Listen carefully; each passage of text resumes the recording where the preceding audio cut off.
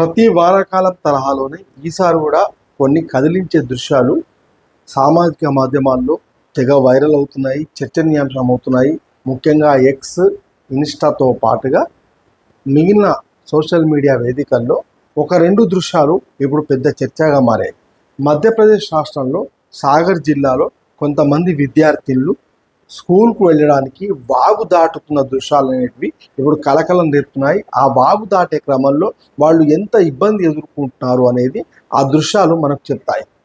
ఇదే మధ్యప్రదేశ్ రాష్ట్రంలో విదిశా జిల్లాలో ఒక బ్రిడ్జ్ నిర్మించాలి ఒక వాగు పైన అనే ఒక డిమాండ్ ఉన్న నేపథ్యంలో అక్కడ కేవలం పిల్లర్స్ మాత్రమే నిర్మించి వదిలిపెట్టారు.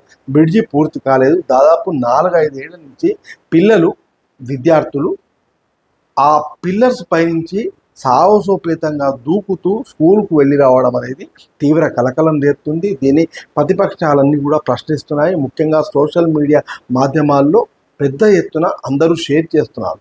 కేంద్రంలో ఉన్నది బీజేపీ సర్కారే, మధ్యప్రదేశ్ రాష్ట్రంలో ఉన్నది బీజేపీ సర్కారే. మరి డబుల్ ఇంజన్ సర్కారు ఉంటే బాగుపడతాయి పరిస్థితులు అని చెప్పే పాలకులు ఈ దృశ్యాలు చూడటం లేదా, చూసినా పట్టించుకోవడం లేదా, వాళ్లను ఇలాంటి దృశ్యాలు కదిలించడం లేదా అన్నదే ఇప్పుడు పెద్ద ప్రశ్న. ఇలాంటి ఘటనే మనం తెలంగాణ రాష్ట్రంలో ఆసిఫాబాద్ జిల్లాలో చూసాము.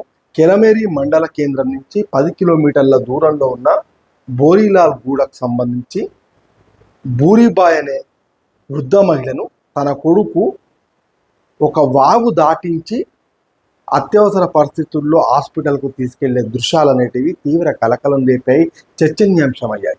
అయితే ఇలాంటి దృశ్యాలు మనకు వానాకాలంలో చాలా చోట్ల తారసపడుతున్నప్పటికీ, ఇవి ప్రతి ఏటా పునరావృతం అవుతున్నప్పటికీ ఆయా ప్రాంతాల్లో వంతెనలు నిర్మించే విషయంలో ప్రభుత్వాలు పట్టించుకోకపోవడము నిలువెత్తు నిర్లక్ష్యానికి ఒక ఉదాహరణ.